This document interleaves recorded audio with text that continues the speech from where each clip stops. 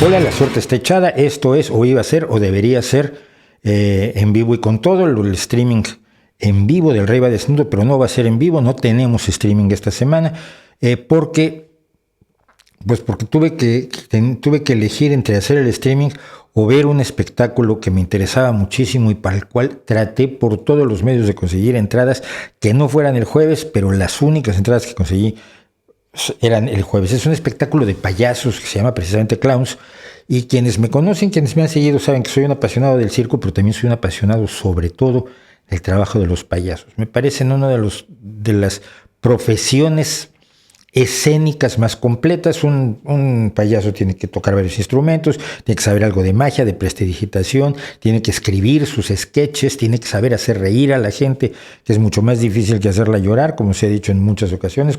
Es un lugar común de Hollywood.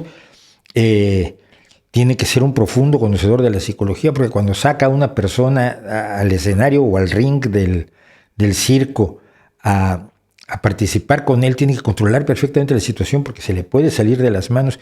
Es un personaje que estudia y conoce el mundo a su alrededor y luego se burla de él. No hay cosa que me guste más. Yo soy además un estudioso de la historia de los payasos, desde los Fratini, desde los inicios en la comedia del arte, y cómo se han ido desarrollando los personajes, las personalidades de los diversos payasos y lo que nos ofrecen como un espejo a veces cruel, a veces muy divertido de lo que somos nosotros en realidad, porque finalmente es lo que hace el payaso, ser nuestro espejo cruel. Entonces, pues tengo que, mientras ustedes ven este pseudo estreno de pseudo